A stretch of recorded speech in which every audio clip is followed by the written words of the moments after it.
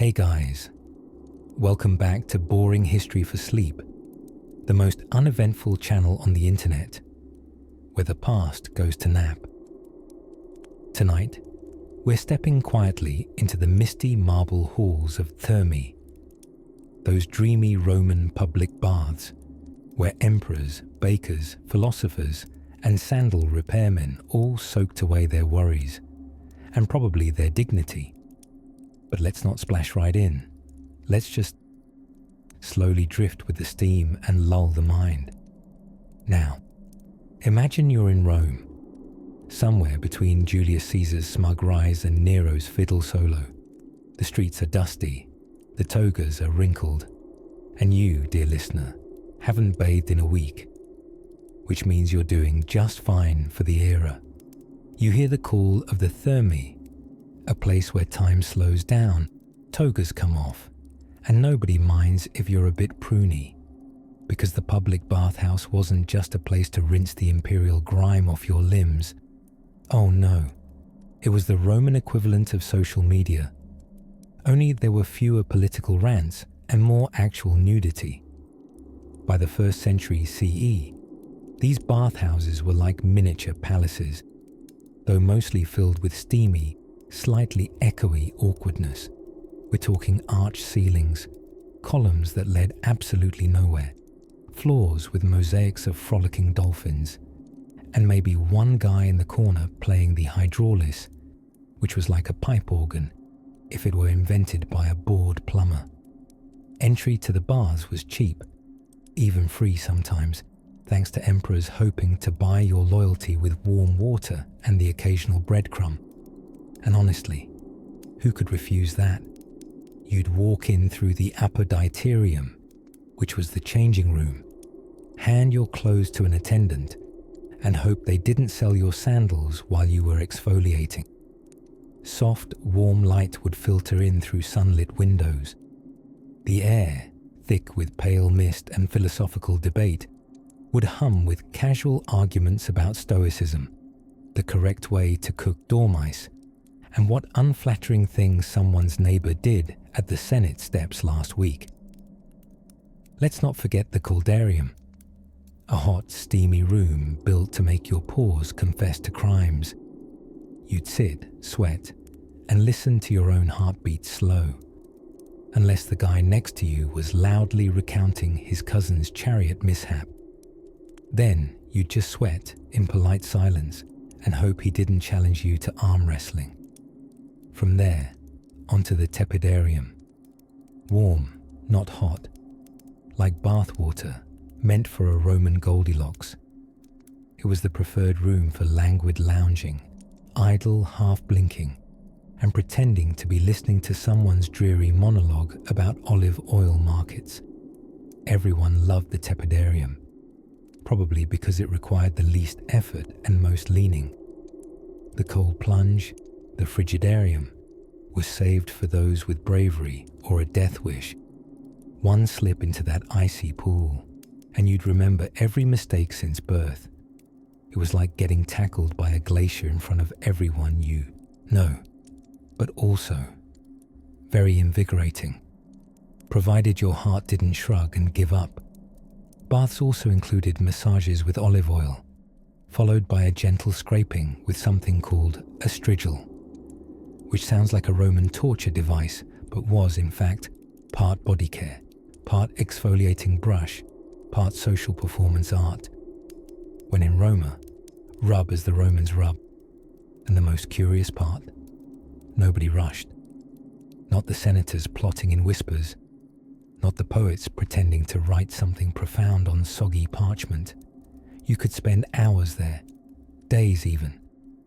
If someone asked what you did over the weekend and you replied, "I bathed," they'd nod approvingly and add, "Ah, did you try the eucalyptus chamber? Quintus says it cured his gout." Public baths weren't just about hygiene, which was, let's face it, a secondary concern at best. They were about community, theatre, status, and making sure your back looked good in profile. The entire empire soaked together. From Britannia to Alexandria, Romans brought their bathhouse culture wherever they marched. Conquer first, steam later. But we've only just pulled open the first curtain of condensation. There are so many rooms to explore, from the architects who designed these bathing cathedrals, to the cat-like routines of ancient bathers, right down to the unfortunate mystery of how clean these pools actually were. So get comfortable, loosen that imaginary toga, and in Chapter 2, we'll slip deeper into the caldarium, where Roman politics, pride, and perspiration all collided. Until then, keep dreaming of soft sandals and steamy halls. Tonight we drift into the warm, echoing chambers of the Roman Thermae, or public baths, because in ancient Rome, getting clean was a big, steamy deal. And not just for hygiene. Oh no. Going to the baths was like joining a gym, a cafe, a gossip column, and a spa for your soul. All in one toga-friendly package.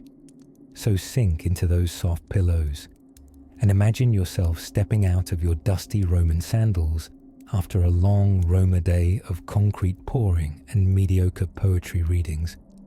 It's time to bathe, like an emperor, or, well, at least like a moderately successful olive oil merchant. As you walk into a Roman bathhouse, you're first hit by the sounds. Not modern spa whispers, no, this is more like echoing conversations, splashes, the whoosh of hot air, and the occasional grumble from a retired centurion complaining about his joints. The scent is complex, a mixture of toasty air, floral oils, and something faintly resembling sweaty ambition. You'd likely begin your journey in the apoditerium, the changing room. Here, you'd find little cubbies in the wall for your garments. You might even hand your tunic to a slave, unless, of course, you were the slave, in which case you'd spend your afternoon making sure your master didn't lose his sandals or forget his toga on the steam bench again. Next up, the tepidarium. This was the warm room, a gentle introduction before things began truly to boil. The temperature was calming, like standing in a hug made of steam. Romans would recline on warm stone benches, chat about politics, or quietly judge each other's biceps. Then came the caldarium, the hot room. And not just hot as in summer afternoon, but hot as in questionable life choices. The caldarium featured a small pool of scalding water and a vaulted ceiling designed to trap heat like a warm, friendly oven.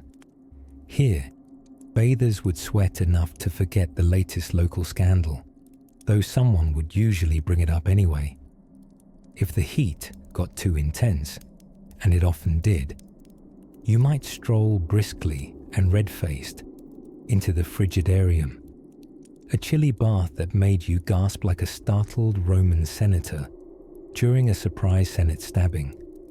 The cold plunge not only closed up your pores, but probably reminded you that life was full of discomfort, even when clean. But don't worry, there was always oil. Since soap wasn't really a thing yet, Romans would slather themselves in scented oil and use curved instruments called strigils to scrape it all off, along with a day's worth of grime. Picture a bronze spatula. Now imagine it being lovingly glided across your shoulder blades by your friend Gaius, who just won't stop talking about his new mosaic flooring. The baths weren't just about washing though. They were community centers, kind of like modern social media, but fewer selfies and more body hair. People went to see and be seen, to talk politics, do business deals, and perhaps even flirt. The Roman version of "you up" was probably a sly glance in the steam. And yes, even emperors used public baths, though they often had their own private bathing wings, which, if history teaches us anything, probably included swan-shaped bathtubs, imported marble, and at least one awkwardly symbolic statue of Neptune. So as we leave the baths tonight, skin scrubbed, spirits lifted, and thoroughly pruned from all that soaking, we step back into our sandals feeling a little fresher. Maybe a bit oily too. Close your eyes now and drift softly toward our next stop on this sleepy Roman tour. Because in Chapter 3, we're stepping into the belly of the beast, or rather, the brick-belching marvel that kept these baths warm. The Roman hypocaust, a heating system so clever it might just toast your toes in your dreams. Let's slowly drift now into the heart of an ancient Roman thermae, a public bath so large and grand it could make a spa resort feel like a garden hose in your backyard. By the late Empire, the Romans had practically mastered the art of bathing with theatrical flair. Big steamy rooms, cold dips, hot dips, and the soothing shuffle of calcareous sandals echoed across marble floors polished from years of dripping togas and dripping philosophers. You see, bathing wasn't just a matter of hygiene. It was a social event, a status symbol, a daily ritual between lunch and those awkward toga dinners when no one knew how to sit comfortably. Now, try to picture the scene. You're a tired Roman citizen. Let's call you Gaius, because honestly, half the men were named Gaius anyway. You've had a long morning at the forum arguing with another Gaius about olive oil taxes. Your toga is rumpled, your sandals are dusty, the sun is still hot, and you need relief, physically, emotionally, and perhaps aromatically. So you head to the baths. First stop, the apoditerium, or changing room. Here, everyone disrobes, and modesty gets tossed aside with your belt and dignity. Slaves or assistants watch your belongings, unless of course they steal them, which was a favourite Roman bath time plot twist. If you had any money, you could rent a locker, or a trusted guard, or just accept fate. From there, you step into the tepidarium, a warm, cosy waiting room of sorts, like the ancient Roman version of warming your buns on a heated car seat. The air is gentle, the lighting soft, and all around you, murmurs, gossip, and the gentle squelch of foot soles on damp mosaic floors. Politicians whisper campaign ideas, old veterans retell wars with increasing exaggeration, and somewhere in the corner, a young poet recites moody verses about figs. But the real action? It happens next, in the caldarium. This was the hot room, very hot, like Roman sauna meets volcano core hot. The walls were heated with the ingenious hypocaust system, a raised floor with fires blowing warmth beneath, evenly spreading heat like an ancient HVAC system powered by slaves with strong backs and questionable job satisfaction. Inside the caldarium, steam hugs your body. You're half boiled, half enlightened. Sweat pours, thoughts melt. This is where men oil themselves up only to scrape it off again with a curved tool called a strigil. The act was oddly sensual, mildly hygienic, and for some, suspiciously philosophical. Know thyself, said the Greeks. Scrape thyself, replied the Romans. Nearby, the Laconicum. Essentially a dry sauna, sits hot and silent, a place where even the most talkative senators were too parched to argue. But don't worry, relief is coming in the form of the frigidarium, the cold plunge room. Picture this. You've just been swaddled in volcanic steam. Your pores are wider than the Colosseum staging areas, and someone gently nudges you into a pool of water as cold as a senator's compliment. Gasp. It's invigorating and quietly uncomfortable, but it's just the kind of shock ancient Romans swore freshened the skin and realigned your humours. That's right. Classic Roman science. Hot, cold, until something aligns, possibly your spine. possibly your sense of identity. Of course, the baths weren't only about temperature chaos. There were gymnasiums, libraries, and open courtyards where you might grab a snack, some wine, or discuss Cicero's latest passive-aggressive speech. Naked arm wrestling was optional, though unspoken etiquette: don't wrestle directly after the frigidarium unless you enjoy shivering defeat. Strangely enough, the baths were one of Rome's rare socially equalizing spaces. Almost everyone could attend. Emperors and plebeians bathed, sweated, and slipped on the same tiles. And while class lines remained firm elsewhere, in the steam of the caldarium, all men were just overly pink and mildly pruny. So as you gently dry off, imagining the warm towels and the faint scent of olive oil lingering in the air, you can't help but marvel. These Romans, they really knew how to sweat in style. And now that we've explored the architecture of heat, perhaps in Chapter 4, we'll peek behind the marble columns and meet the unsung heroes who kept the baths running: the labourers, the firemen, the oil slingers, maybe even the guy who fished sandals out of the pools, bless him.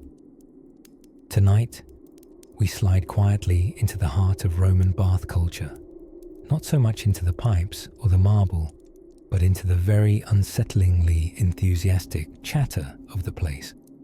Because the Roman baths, while impressive feats of engineering and hygiene, were also something else entirely. The ancient version of that suspiciously loud cafe where everyone seems to be talking about someone who isn't at the table. Now, imagine this. You're in Rome, somewhere around the 2nd century CE. You've just finished a long morning, perhaps sorting scrolls, persecuting a few philosophical thoughts, or failing to train your very stubborn mule. You're tired, mildly dusty, and your toga isn't draping the way it should. So you head to the local Thermae, the public baths. But arriving at a Roman bath isn't like tiptoeing into modern-day spa serenity. It's more like a gloriously chaotic opera with steam and laughter and the sulphurous undertone of communal foot hygiene. There are people everywhere: senators, scribes, merchants, gladiators, kids running about with zero regard for your recently oiled hair, and perhaps in the corner, an elderly patrician arguing passionately with absolutely nobody about cabbage prices. You slip out of your outer garments and hand them off to a slave, already praying they don't get borrowed again.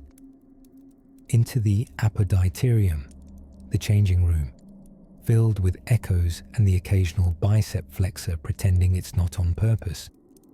Then you move into the warm caldarium, letting the heat loosen both your muscles and your talent for small talk. And oh, the conversations begin. This is not just bathing. This is primetime social maneuvering. Picture ancient Rome as having Twitter, but everyone's using it in person, and most of them are at least half naked. In the baths, information flowed with the same ease as olive oil on marble. People gossiped about politics. The Senate was essentially a soap opera in sandals. Which general was secretly in love with a poet's nephew? Who had been seen bribing a magistrate behind the fish market? And most importantly, who had the audacity to show up to the caldarium with unplucked eyebrows? The baths were Rome's unofficial forum. Here, a wealthy merchant might overhear stock tips while pretending not to cry in the cold plunge pool. A senator might casually float rumors about a rival while getting a foot massage. Even the emperor, from time to time, would be seen in the steam room, carefully balanced between omnipotent ruler and sweaty mortal with an unfortunate sunburn. It's worth noting that women had their own bathing times or separate facilities, unless an emperor was trying to make yet another statement about decadence or radical co-ed innovation. And let's be honest, Nothing says innovation like sharing a hot tub with 30 other people while debating tax reform. Even philosophers, those famously grumpy guardians of wisdom, frequented the baths. Seneca, for instance, wrote about trying to think deep thoughts while bathers shouted, athletes grunted, and someone nearby practiced the flute poorly and with unwavering enthusiasm, which is perhaps why so many Roman philosophical texts involve themes of patience. But lest you think it was all scheming and flute weeping, there was also joy, genuine community joy. The baths were one of the few places where Romans of different classes, backgrounds and sandal sizes could mingle. It was loud, it was sweaty. It smelled vaguely of lavender, sea salt and ambition. But it was, in many ways, the heartbeat of daily Roman life.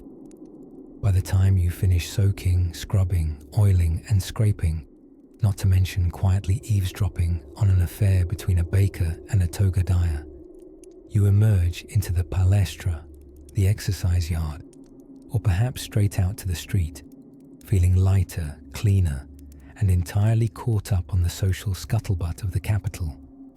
And now, as the Roman sun sinks behind temple columns and the air carries the scent of roasted chestnuts and basil, we leave the bustling baths to rest for the night.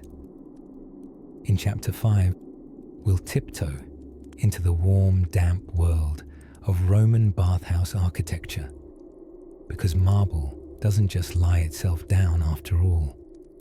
Let's slip ever more comfortably into the warm, olive-scented waters of Roman bath culture, though you might want to bring your imagination's sandals with you, because we're headed into the very particular question of what exactly Romans wore when they bathed. Spoiler alert, not a whole lot. Now picture yourself in a Roman Thermae, one of those sprawling complexes that feels somewhere between a spa, a fitness center, and a very echoey social club. The air is steamy, sunlight filters softly through high arched windows, and around you are the gentle sloshing sounds of bathers and the low murmur of casual gossip in Latin, sprinkled with the occasional complaint about grain prices. You enter, perhaps a little bashfully, clutching your tunic, and right here, this is the wardrobe decision point. In the world of Roman public bathing, the most common outfit was, quite simply, your own unadorned self. Yes, togas were left at the apoditerium, the changing room, and folks entered the baths in what we might diplomatically refer to as their birthday armor. It wasn't scandalous, it wasn't risque, it was tradition. To the Roman mind, nudity in the bathhouse was natural, even virtuous. It was all part of the physical openness they valued.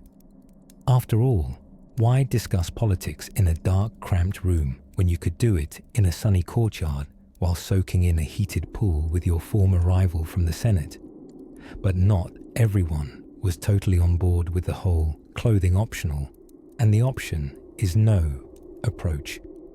In fact, bath attire slowly evolved along with modesty standards, particularly as Romans began adopting more conservative vibes during the rise of Christianity. Around the 4th century CE, we start to see people bringing bathing tunics or light cloths, possibly inspired by shifting ideas about the body and decorum. The party, it seems, became slightly more PG over time. Even earlier, some cautious bathers brought their own subligaculum, a sort of ancient Roman loincloth, not because they were shy, mind you, but because they didn't want to sit bare-bottomed on the communal benches. Hygiene, after all, was a concern, even if soap was more olive oil than lather. And speaking of hygiene, bathers would slather themselves in oil before entering the bathing chambers, a sort of Roman spa ritual that worked like a pre-wash conditioner.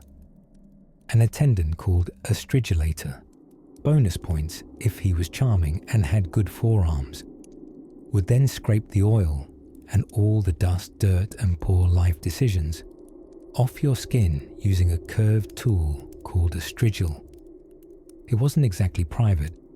Many Romans had their oiling and scraping done out in the open. Though, if you're imagining this all sounds a little risque, rest easy. There were separate hours, or at times entire facilities, for men and women. The rules varied, and the enforcement was sometimes interpretive. Mixed bathing was occasionally tolerated, occasionally outlawed, and frequently shrugged off depending on the emperor, the region, and whether that senator's wife was rumoured to have dallied in the caldarium with the baker's overly handsome nephew. But even when mixed bathing occurred, it wasn't necessarily an orgy of debauchery.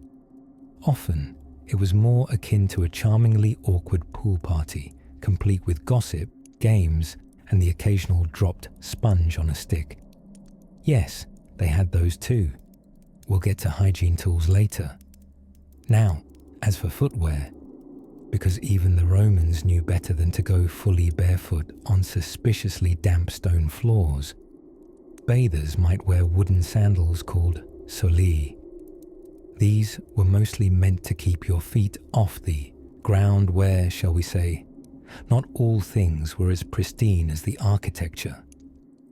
By the time you strode from the tepidarium into the hot steam of the caldarium, you were likely drenched in sweat, speckled with olive oil, recently scraped, half-robed at best, and deep in conversation about grain imports or the latest satyr scroll making the rounds.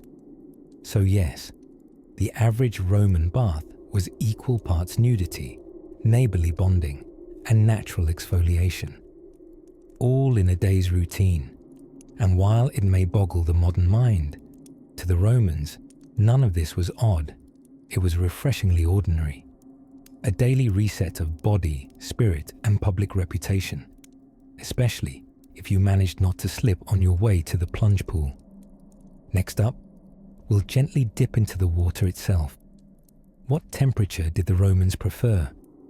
How did they heat such massive facilities without electric boilers or a grumpy landlord? Chapter 6 awaits, with gentle steam and ancient furnace secrets. Picture this, dear listener. Warm stone floors underfoot, scented oil drifting lazily on the air, and a soft mist swirling through columns like a Roman ghost trying to find his towel. Welcome to the sudatorium, the sweat chamber of the Roman public bath. 1 part sauna, 1 part social laboratory, and entirely too hot for polite arguments. This humid haven, often nestled deep within Thermae complexes, was the ancient ancestor of the modern steam room, though with slightly more marble and considerably fewer eucalyptus-scented towels. Here, bodies glistened. Tunics were left in cubbies or hung with hopeful fingers, and intense philosophical debates were waged not at podiums, but while wrapped in what can only be described as terry cloth's ancient predecessor, air. Now, you may be wondering what one does in a Roman steam room besides sweating like an amphora of mulled wine. The answer, dear listener, is quite a lot. One might catch snippets of gossip more steamy than the air. Senators whispering about political conspiracies, merchants boasting of new deals in Alexandria. Everyone, it seemed, was happy to loosen their lips once they'd loosened their togas. But it wasn't all idle chatter. After all, Romans were great believers that a sound mind must reside in a sound, sweaty body. And thus, some of the sudatoria served as hubs of philosophical discourse. Cicero himself might have once leaned dramatically against a damp wall, pontificating on the nature of justice, while a slave boy tossed water onto the hot stones with the solemnity of a miniature Jupiter. And everyone had a theory about the steam's purpose. Some claimed it purged the toxins of the mind and soul. Others insisted it simply gave them a better sheen of dignity while discussing the fall of Carthage. And one man, Gaius the Lesser, so named for being profoundly unmemorable, believed steam cured bad dreams, a theory he promoted enthusiastically until he fainted from dehydration. The truth is, the Roman steam room was the warm, whispering heart of communal life. Of course, ancient Romans had their own delicate issues of class. Patrons of higher rank might sit upon raised stone benches, while the commoners found joy sweating in the awkward corners of democracy. Yet here, more than any other location in Roman society, the line between emperor and everyday man was blurred by sweat, heat, and possibly shared ladles of barley water. Hygiene might still raise a few delicate modern eyebrows. After all, not everything we think of as clean today aligns with ancient standards. But Romans prized the bath ritual not just for cleanliness, but for the civility and mental clarity they believed it forged. For them, health was shaped in heat, sharp minds were honed in steam, and even grudges were sometimes left to melt away between puffs of mineral vapor. Oh, and let's not forget the oil scraping. Once a person had been saturated in civilized perspiration, it was custom to oil oneself, with olive oil, obviously. Was there any other kind? Then have a fellow bather or a hired strigillarius scrape it off with a curved metal instrument called a strigil. It was equal parts exfoliation and gentle flaying. Relaxing? Maybe. Weirdly communal? Definitely. And before you wince, consider that this scraping ritual was thought to remove excess humours, those wily bodily fluids that Roman physicians were always blaming when someone sneezed 3 times in quick succession. Phlegmatic personality, must be too much cold humour. Off to the steam room with you. So, as the tiled walls echo with soft laughter and pseudoscientific wellness advice, and the air remains thick enough to slice with a stylus, we say goodbye for now to the sudatorium. In the next chapter, we'll follow our freshly glistening bathers out into the palaestra, the open-air exercise yard where sweat, sports, and slight exaggerations about athletic ability come together in one very well-oiled arena. Rest easy for now, we're just warming up. Imagine, for a moment, the subtle slosh of warm water echoing softly around marble walls, the gentle hiss of steam rising from heated pools, and beyond it all, the murmur of 100 calm conversations, half in jest, half in Latin. Welcome, dreamer, to the tepidarium. Now, before you drift too deeply into comfort, let me explain. The tepidarium was the warm room. Not too hot, not too cold, just right, as if Goldilocks gave up on porridge and embraced Roman hydroengineering. The Romans, ever the innovators of comfort, knew how to bathe in style and strategy, and as far as they were concerned, a bath wasn't just a hygienic necessity, it was a daily ritual, a social buffet, and occasionally a mildly scandalous soap opera. But we'll whisper about that in a minute. You see, these bathhouses weren't what we might picture today as cramped tubs with rubber duckies and questionable shampoo bottles. No. Roman baths were more like a symphony, intricately orchestrated, perpetually steaming, and serenely communal. You'd start in the apoditerium, or changing room, where men and women, in separate facilities usually, would store their garments in niches along the wall. Then came the tepidarium. Here, one could recline on heated stone benches, let the mild warmth open the pores, and most importantly, catch up. On politics, sports, who's sleeping with whom, and whether Brutus was really talking smack about that Senate bill again. In a world without smartphones, the bathhouse was where you got the tea, literally and metaphorically. There were no formal appointments. Anyone from merchant to magistrate could slide into the caldarium next to a former gladiator or a gossiping aristocrat's wife, though again, gender separation rules applied loosely. Steam clouded away class and title, leaving only the gentle drip of condensed water from domed ceilings and the quiet, semi-nude bonds of civil discourse. Witty banter floated as easily as the olive oil used to cleanse the skin. Yes, that's how they did it. Romans would slather themselves in oil, then scrape it off using a clever little device called a strigil. It sounds odd, but hey, in a world without loofahs, you do what you must. And let us not forget, olive oil was basically the coconut oil of the ancient world. Good for cleaning, moisturizing, and sautéing your vegetables, though not necessarily in that order. The baths were also a chance to build one's reputation, not just bodily cleanliness. Senators sponsored beautiful bathhouses to secure public favor. Sculptures and fine mosaics adorned the walls like a Pinterest board curated by Neptune himself. And those looking to climb the social ladder might accidentally bump into a wealthy patron while toweling off, striking up a conversation about grain policy or the most recent chariot scandal at the Circus Maximus. Privacy, not really a thing. Modesty, optional, but shared humanity, required. And of course, the baths weren't just for the living. Stories circulated like steam about bathhouse ghosts, spectres of servants still scrubbing, or emperors still criticizing the tilework. Because when you bathe somewhere daily from age 10 to your final toga party, you tend to leave behind a little spiritual residue.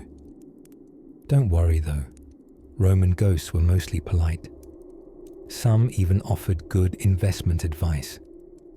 As the sunlight filtered down through high, open oculi and torches flickered along the sweating walls, the bathhouse became almost temple-like, a place of purification, a ritual of relief. There was something meditative about it, like the Romans had cracked not only the aqueduct code, but also the art of daily unwinding before unwinding was current trending. So next time you're in the shower, perhaps let your thoughts wander. Imagine you're sitting with Cicero, discussing philosophy, while someone next to you bickers about the lack of mint leaves in the cold plunge. And speaking of cold plunges, in Chapter 8, we'll explore how the Romans embraced extremes, from icy dips to scorching heat, and why they believed contrast kept their bodies strong and their minds, shall we say, slightly singed but invigorated. Let's take a deep breath, and when you're ready, we'll ease ourselves into the frigidarium. Don't worry, it's only cold for the first 10 seconds, probably. Let's glide quietly now into the soft, steamy air of a Roman bathhouse. Don't worry, no toga needed. Only your imagination and perhaps a slight appreciation for ancient methods of personal hygiene. Now, before we proceed, take a deep breath. Maybe pretend it smells faintly of olive oil and eucalyptus, if that helps set the mood. There we go. As you step into the heart of the Thermae, the grand Roman public bath, the first thing to know is this. Bathing wasn't just about getting clean. No, that was merely the excuse. Much like how one might go for coffee today and spend 2 hours gossiping without touching a single cappuccino. In truth, the Roman bathhouse was equal parts spa, gym, barbershop, town square, philosophical debating chamber, and occasional awkward reunion with neighbors you were trying to avoid.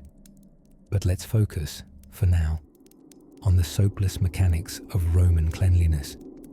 You see, the Romans didn't have bars of Dove or brightly scented body washes with names like Mediterranean Aqua Glacier Breeze. No, they had something a little oilier. Step 1. The strigil.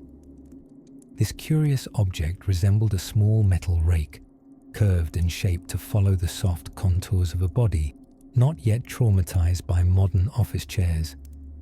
Before using it, bathers would rub their bodies with olive oil.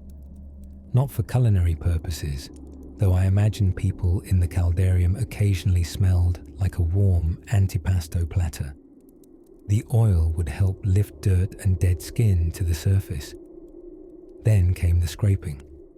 Oh yes, with the strigil firmly in hand, the bather, or sometimes a helpful slave, if one was feeling aristocratic, would scrape the oil, sweat and grime from the body in long, satisfying ribbons.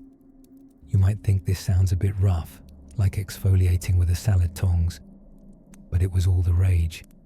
Strigiling was an art, a social cue, and probably a decent way to keep the skin shockingly smooth. After this satisfying scratch and polish, you'd move through the rooms of the bathhouse. First, the tepidarium, the warm room. Its gentle heat opened the pores, coaxing you into relaxation like a well-heated blanket. You'd sit there, perhaps with a friend or two, discussing epic poetry, or what Gracchus said to Livia behind the fish market. Then came the caldarium, the hot room.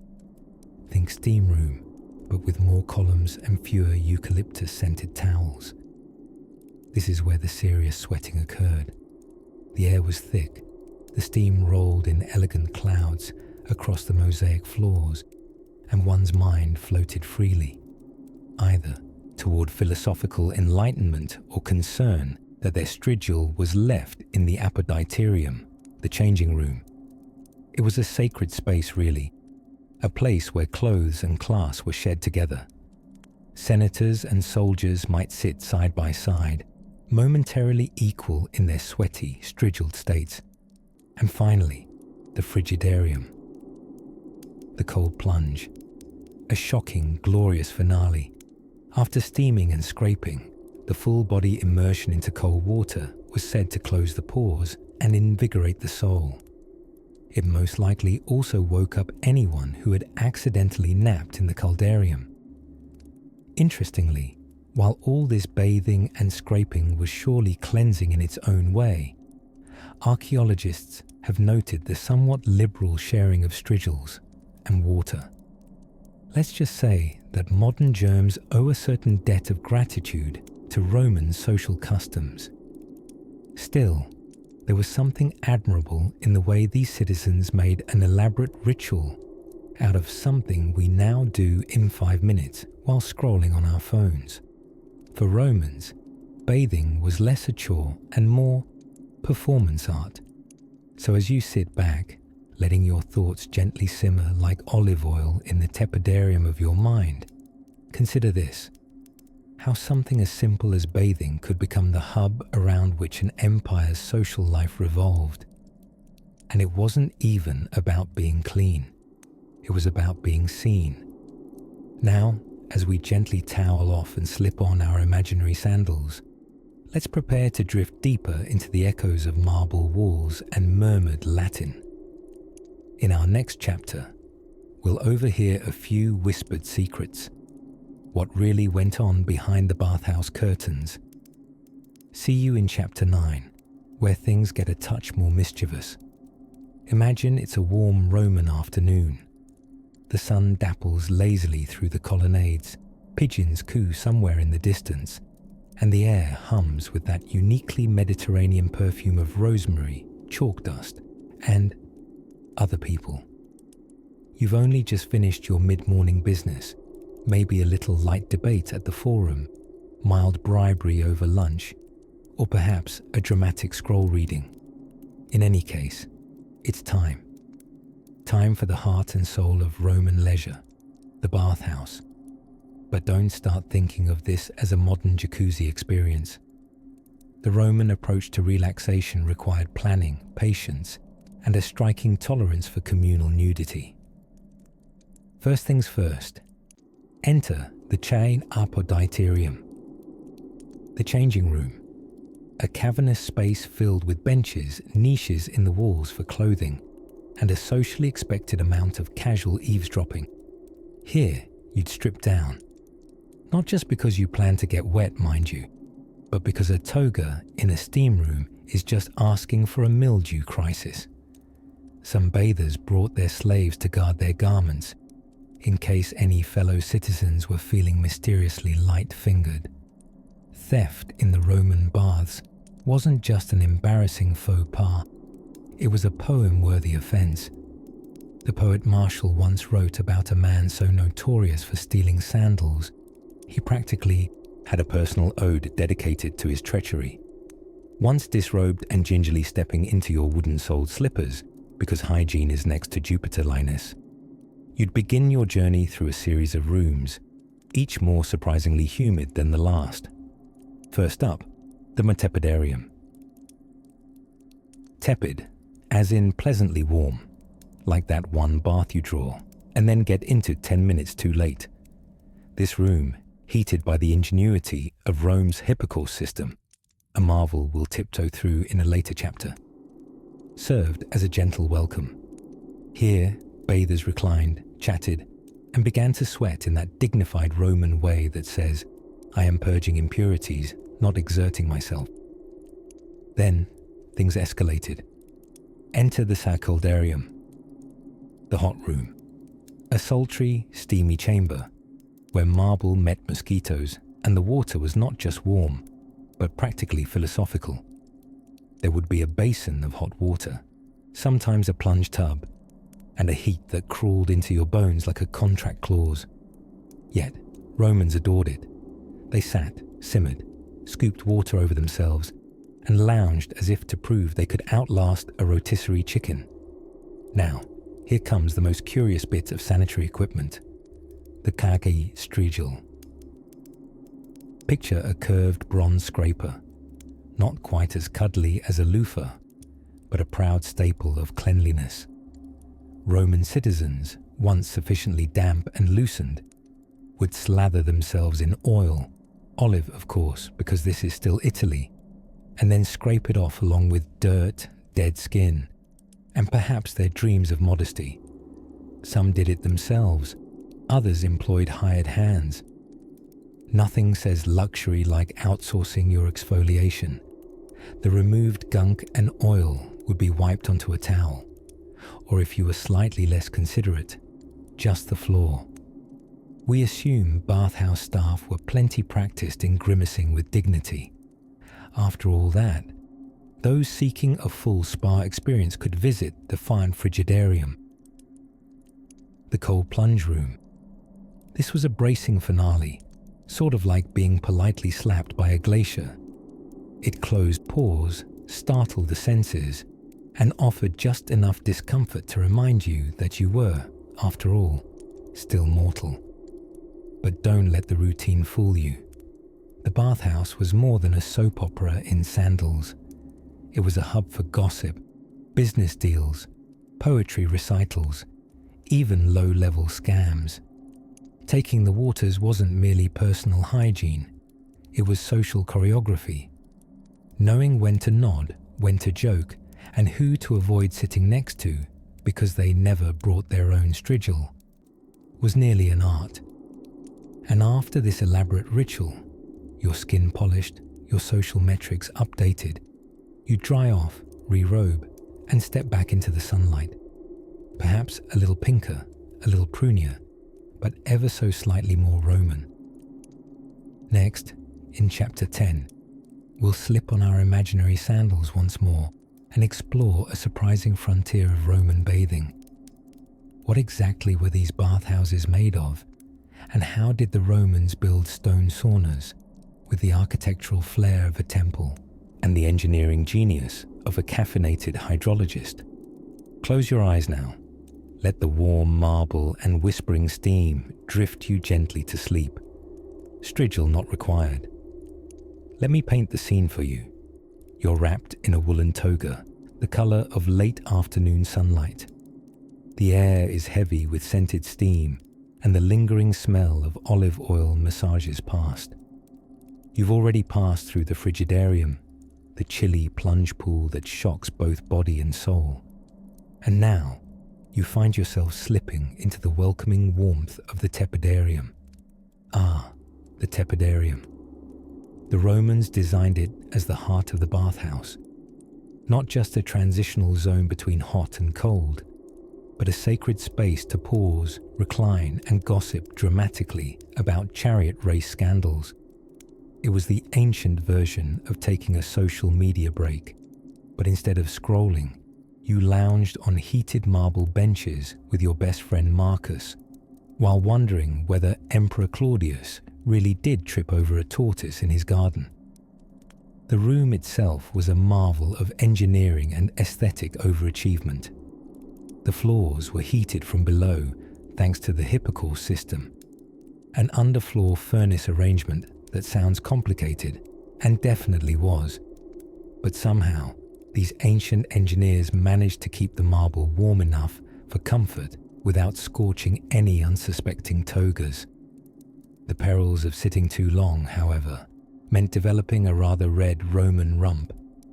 It became something of a silent competition. Who could sit the longest without yelping? History remains silent on the champions, but we honor them with every overly warm bench we valiantly endure. The walls of the tepidarium were often adorned with mosaics of dolphins, sea nymphs, and the odd cherub enthusiastically pouring water from a jug. Decorative choices were important. They reminded bathers of the profound philosophical connection between cleanliness and art. Or perhaps they simply gave the eyes something to do, while the pores opened and the gossip flowed. Speaking of gossip, the tepidarium was the perfect place for quiet whispers and murmured secrets. You weren't about to yell across the caldarium, not unless you wanted your voice to steam itself silly, and the frigidarium was too cold for nuanced backstabbing. But in the gentle warmth of this middle zone, plot lines of imperial drama unfolded in low, knowing tones. Did you hear what Senator Plinius said to the Vestal Virgin? No. Whisper it into my oil-slicked ear at once. It was theatre, networking, and relaxation in one gloriously sun-dappled room, made even better by the small army of attendants darting about with towels, sponges, and maybe a nice cup of warm wine if you looked particularly languid. But don't let the softness of the atmosphere fool you. This was a vital part of the bathing ritual. The body was gently prepared, soothed, coaxed into equilibrium. Transitions were important to the Romans. You didn't jump from extremes. You eased, sauntered, strolled politely through thermodynamic thresholds with the elegance of a senator after his fourth fig. And then, when you were properly warmed, your skin glowing like a modestly moonlit fresco, it would be time to move toward the next chamber. But not just yet. Let's linger, just a little longer, in this mellow, harmoniously heated room, where time feels as thick as olive oil, and even your thoughts are reclining slightly. Let your mind slip into the marble. Let your limbs melt into every curve of the bench. Close your eyes and imagine the soft splash of distant fountains and the low rumble of friendly conversation, never quite clear and never quite ending. And when you're ready, just a few more heartbeats from now, we'll make our way to the real furnace, the caldarium. For in chapter 11 we'll tumble fully into the steamy embrace of the Roman hot bath, where things get delightfully hot and slightly dramatic. So stay warm, stay still, and I'll meet you in the steam. The steam rose in slow, silvery tendrils, curling through sunbeams like a lazy serpent with nowhere to be. You're in the caldarium, the hot room, where the air is thick with mineral vapor and the faint, lingering traces of exotic oils. Welcome to the wonderful world of Roman bathhouse fragrances, where smelling delightful was as civilized as reading Cicero or conquering Gaul. Now, The ancient Romans were not known for doing things halfway. Why stop at hot water and warm gossip when you could also layer yourself in the aromatic equivalent of imperial grandeur?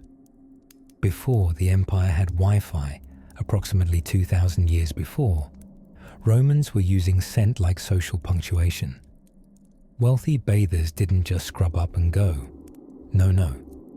They underwent a sensory transformation involving oils, powders, and sometimes the tears of rare plants, all gently kneaded into their skin by a servant called an unctuarius.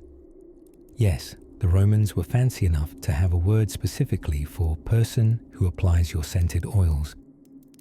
Let's start with oils. Oleum. These were the first line of fragrant defense.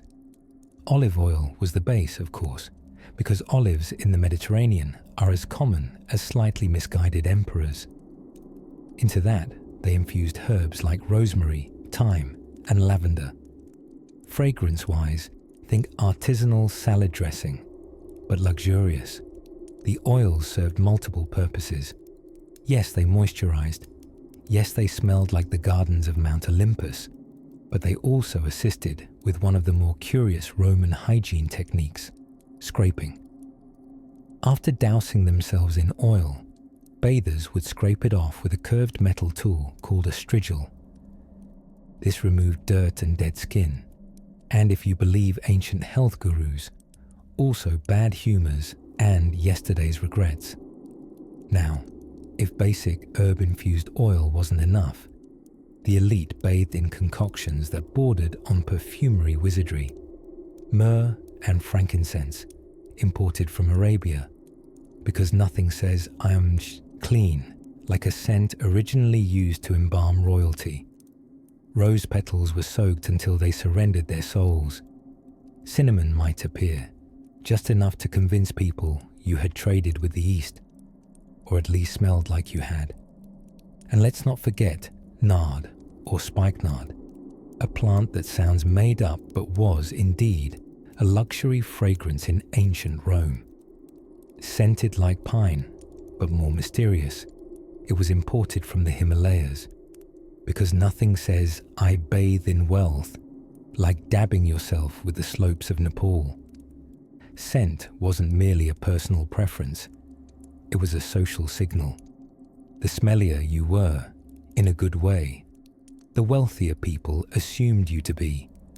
Much like how someone today might casually mention their third house in Tuscany during small talk, Romans exuded their bank accounts through aroma, smelling like you couldn't pronounce the ingredients of your own body oil. That was status. Of course, this olfactory opulence wasn't free. These perfumes came at a cost that could rival your monthly rent, or, more accurately, a Roman's annual toga allowance. This gave rise to opportunities for satire. Poets like Martial wrote snippy little barbs about men who lathered themselves in foreign perfumes, but still couldn't pay their barbers. Apparently, even in ancient times, you couldn't fake it till you made it without someone subtweeting you in verse.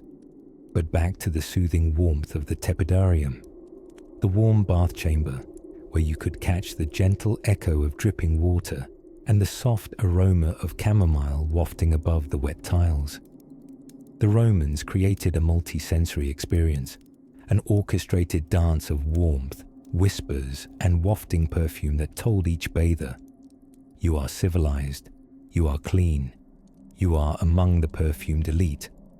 Their belief in olfactory aesthetics was so strong, some Romans even perfumed their pets. This may seem excessive unless you've met a pug named Maximus, who smells, at all times, of frankincense. And so, these fragrant potions, distilled from far-off lands and painstakingly applied, became not just part of public bathing, but part of how Romans saw themselves, scented, social, and just a little smug about their body oils. As the warm steam settles, and the last trace of lavender fades from the air, it's time to gently glide into the next chapter. For while the Romans loved their perfumes, they also believed in something more tactile, the art of massage. In Chapter 12, we'll slip into the soothing hands of ancient masseurs who needed not only muscles, but social tension as well. If you were a Roman citizen in the heart of the empire, in the mood for a little gossip, a little heat, and perhaps a bit of exfoliating with olive oil and estradiol, you went to the baths. And not just for hygiene, mind you. That was only part of the story. And not even the most urgent part. No, in Rome, bathing was a serious social event, a ritual, and sometimes even a thinly veiled political performance. The baths were the original social media. They offered you news, debates, and occasional nudity, all in one steamy setting. Let's take a gentle walk, perhaps in sandals made slightly squeaky by humidity, to a typical Roman bath, shall we? You would have entered through a grand doorway normally carved with proud inscriptions, perhaps the builder's name, or a reminder that this particular bath was funded by a generous statesman who'd rather not be forgotten. Consider it like a really fancy email signature from the 1st century AD. Once inside, the first stop, after paying a very modest fee, was the apoditerium, or changing room. Here, you might leave your clothes in a cubbyhole, and perhaps leave your dignity hanging beside them.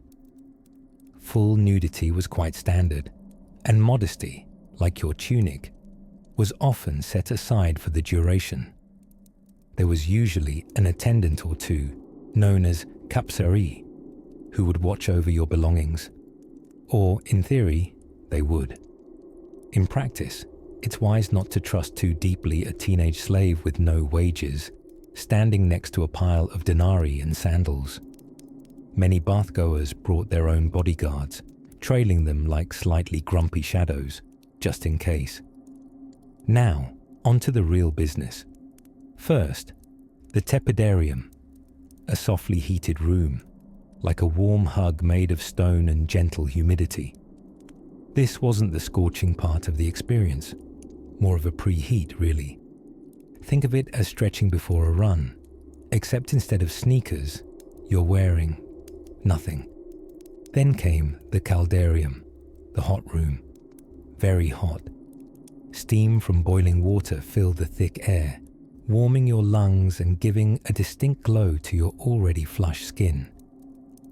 Roman architects, ever the precursors to modern engineers and interior designers, had designed ingenious systems to heat the floors and walls, using an underfloor contraption called a hypocaust.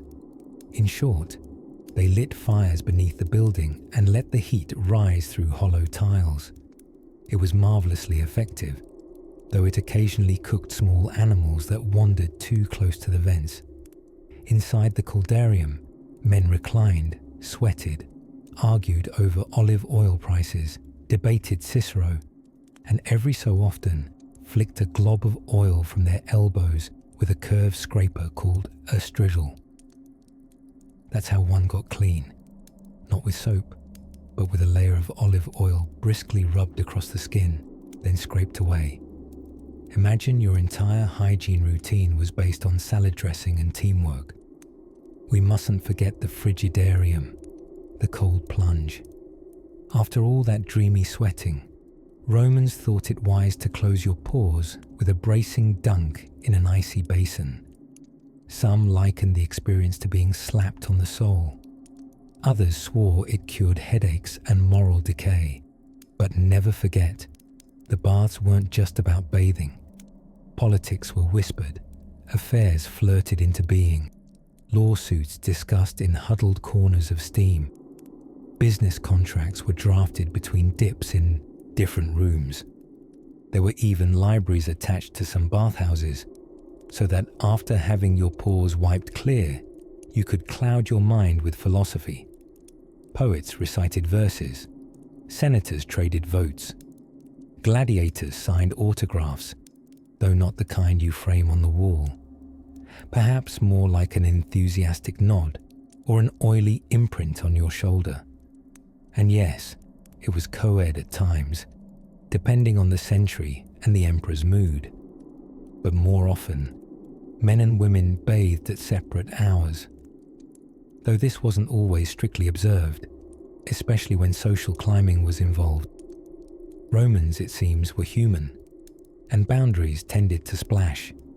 So while it might sound charmingly rustic or vaguely confusing from this distant modern perch, remember this: a Roman bath was where you truly lived Rome. In the steam, amid echoes of water splashing and laughter echoing against marble, Rome breathed, louder, warmer, and slightly soggier than elsewhere. And now, if you're feeling toasty and perhaps ever so lightly exfoliated by mental images of ancient steam and olive oil, it's time to gently towel off from our visit. But don't wander too far. In Chapter 13, we'll explore who really ran these colossal bathhouses, and how the real champions of cleanliness weren't always the ones in the hot seats. Now that we've soaked ourselves in the warm pools and scrubbed away the togas of societal pressure, it's time to consider what the Roman baths were really about. Yes, hygiene was a factor. Sand and olive oil can only do so much. But under the rising mist of a caldarium and between ladles of warm water, something else was at play. The Romans, dear listener, loved to bathe, but they loved to talk even more. You see, the bathhouse wasn't just where you bathed your body. It was where you washed away the day, rinsed off responsibilities, and occasionally aired out opinions like forgotten laundry. Welcome to the pulsing social heart of Roman daily life, where steam softened not just skin, but social boundaries too. Imagine, you're lounging in the frigidarium, the cold room, trying hard not to look like you're freezing in front of your peers. Across from you, a senator sits wrapped in the same tiny towel as the baker's apprentice beside him. They nod at each other, not just as citizens, but as bath fellows, possibly as gossip partners. Let's not pretend Romans invented celebrity gossip, but they certainly honed it into a fine sport. Sticky ears picked up on everything. Who was cheating on whom, which merchant had shady grain scales, or which general was suspiciously quiet since returning from Gaul. And politics? Ah yes, nothing like discussing the empire's fate while you sweat out yesterday's garum-soaked dinner. Between bottles of scented oil and crude graffiti scratched on the bath walls, some wonderfully preserved and hilariously misspelled, Romans agreed on one thing. Everyone had an opinion, and everyone was a critic. A popular place for this discourse was the palaestra, the open-air courtyard for exercise before the bath. Here, shirtless citizens boxed, wrestled, and debated the state of the republic, though not always in that order. Philosophers would loiter on the edge, ready to derail your stretching routine with something like, if the body is but a vessel, is lathering soap the cleansing of the soul? And while you're pondering that, a child might throw a sponge at your head. Among the mix of chatter, you might overhear someone quoting Horace badly, or recounting a scandal involving a senator's nephew and a runaway chariot. And then, suddenly, the room hushes. Why? Because Lucius, who knows everybody's business, has entered, and today he walks in towelless. Utter silence. Then a round of applause. Romans, you see, were not known for subtlety. But beyond the giggles and groans, the bathhouse was also a place of egalitarian myth. Rich or poor, highborn or plebeian, everyone paid a coin to enter, and the steam blurred class lines, if only for an hour. Though let's be clear, the emperors had their own side rooms. Equality only went so far. Still, for those brief glistening moments, your social rank was as naked as you were. Even business deals were made in the tepidarium. Agreements sealed with a handshake and maybe a splash. Some historians joke that more contracts were forged in bathwater than in boardrooms. And honestly, considering how bored Roman officials often were, that sounds right. As evening approached, the mood changed. Light filtered in soft and golden through high windows, and voices dropped to murmurs. The scent of bath oils, lavender and bay mingled with the fading heat. You could drift off under the gentle drone of someone explaining why chickens are clearly omens of doom, or how Jupiter once disguised himself as a goose to seduce a princess. In Roman storytelling, you learned to just nod along. So the bathhouse wasn't merely public plumbing, it was the heartbeat of Roman society, a warm, wet amphitheatre of humanity where one might leave cleaner, happier, and just a little wiser, or at least more entertained. And with the bathhouse bidding us a steamy farewell, our toes pruned and our minds delightfully fatigued, we prepare to step outside, into the surprising world of Roman bathhouse snacks. Yes, snacks, because nothing says civilization quite like sweating in a robe and then eating figs by candlelight. Let's nibble into that next, shall we? In chapter 14. Now picture this. You've just come out of the caldarium, the hot, humid chamber within the bathhouse. Your skin is wet, your limbs heavy, your mind humming like a lyre string after a gentle pluck. You're not done yet, not until your body has been officially scraped. Enter the strigil. A simple tool, to be fair, just a curved piece of metal, often bronze or iron, shaped like a flattened question mark. It was essentially a Roman squeegee for the human body. You'd coat yourself in oil first, because why not make things more slippery? And then use the strigil to scrape it off, taking with it the sweat, dirt, and philosophical regret of the day. This was not a solo affair, mind you. Many bathers employed an assistant, a strigillarius, whose title loosely translates to dignified oil scraper, though modern experts have yet to agree on just how dignified this position truly was. Perhaps not the most glamorous job in the empire, but vital, in the same way a good back scrubber might be after a philosophical crisis, or a long Tuesday. Some citizens, those of modest wealth, brought their own slaves to perform this service. Others hired attendants directly from the bathhouse, where the scraping might take place at a sort of surprisingly public hygiene station, right between the marble benches and the mild political discussions. As for the elite, well, being rich in Rome came with its perks. Some even had gold-plated strigils. Yes, actual gold, because if you're going to exfoliate, you may as well make it sparkle. But let's step aside for a soothing detail. This wasn't just about cleanliness. Romans held onto the belief that regular oiling and scraping preserved youth, vigor, and general fabulousness. A man who glowed with oil and cleanliness was considered civilized, respectable, even alluring. Think of it as the Roman equivalent of a proper skincare routine. No serums, but plenty of olive oil, and a bit of bronze-bladed conviction. The famous Stoic philosopher Seneca, yes, even the famously stern ones, had opinions on this, complained in his letters not about the use of strigils themselves, but about the excessive grunting that came from strigiling men. He found all the huffing and scraping noises to be deeply distracting.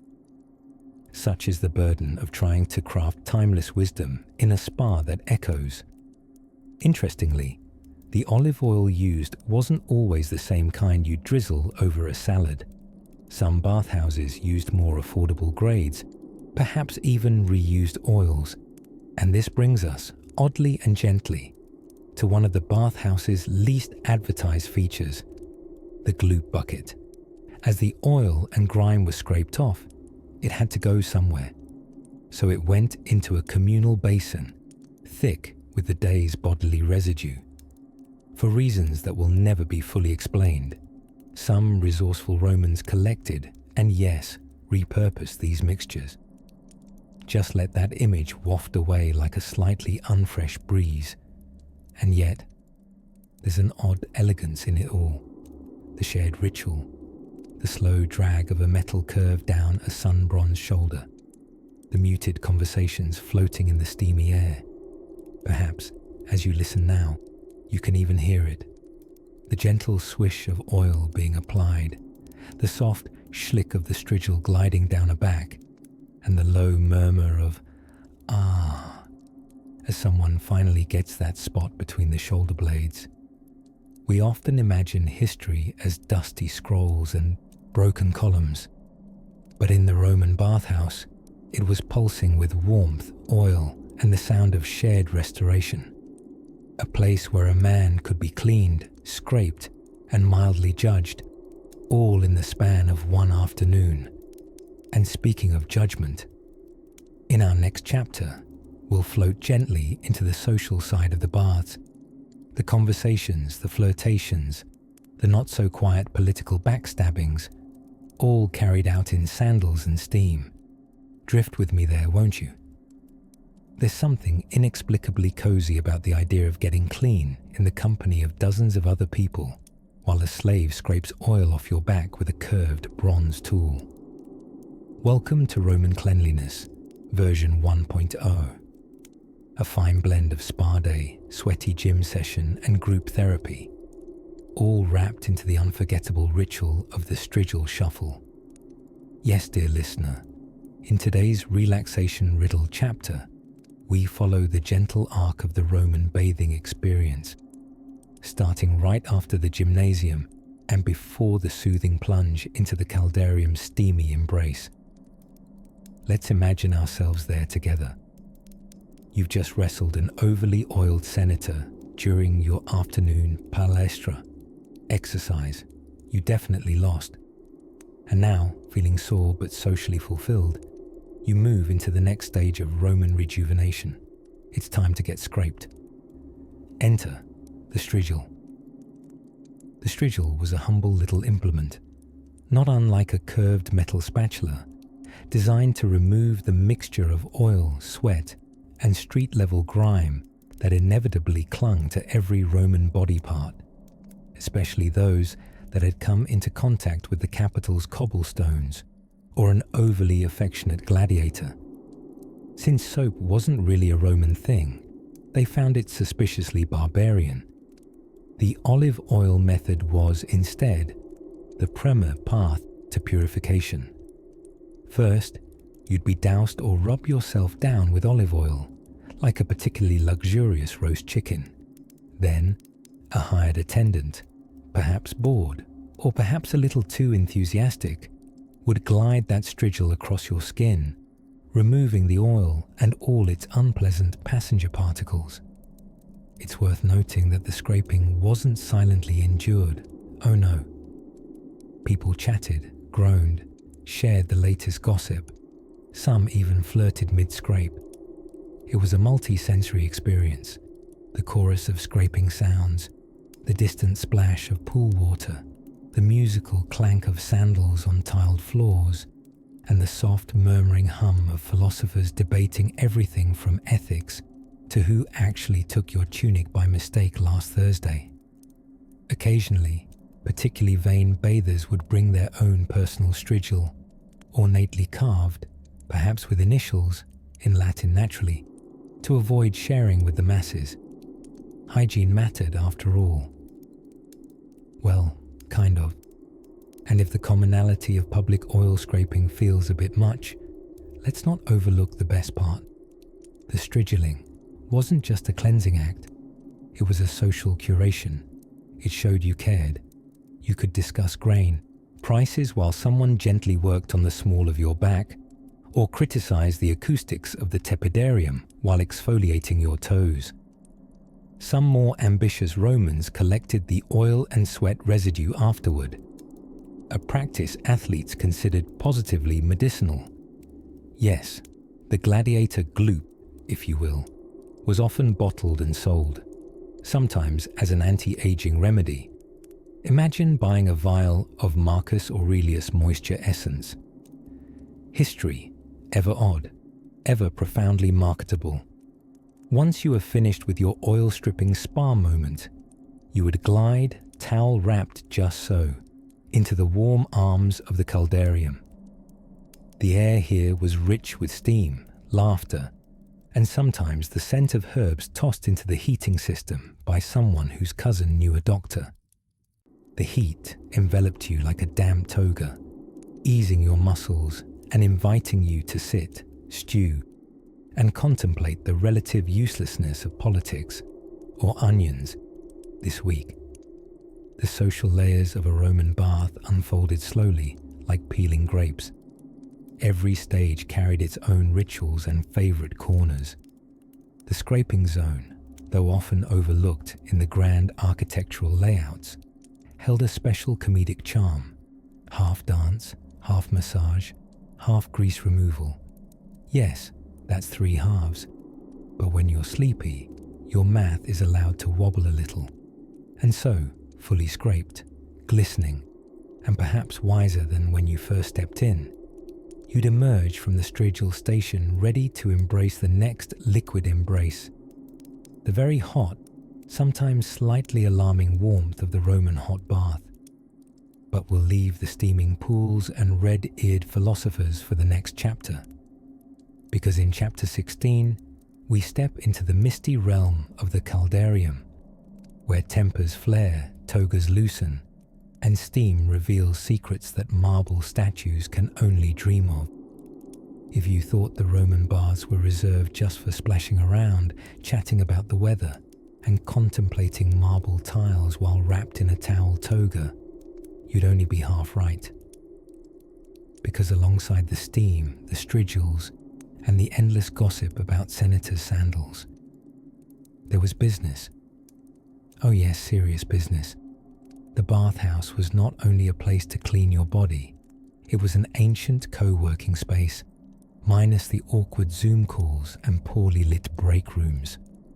Let's step into the apoditerium, the changing room, and imagine for a moment the rhythmic hum of conversation bouncing from stone to stone.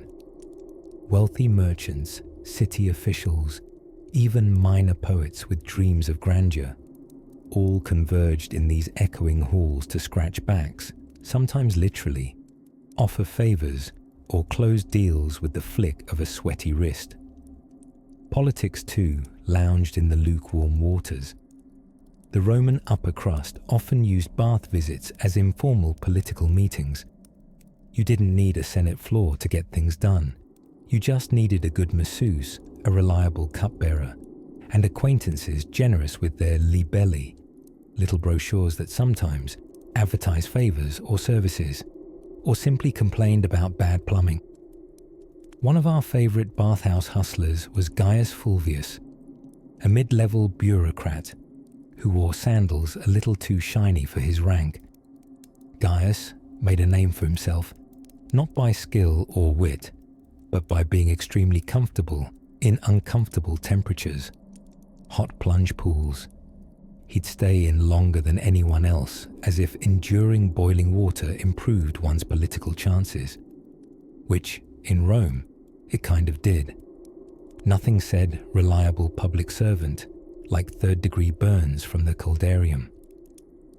Public bathhouses blurred all the social lines just enough to make alliances possible, and rivalries polite. Senators and plebeians might share the same pool, though not always the same soap, and for many Romans, this mingling made the bathhouse not just bearable, but vital. Then there were the deal-makers. Bathhouse attendants weren't just handing out towels and gossip.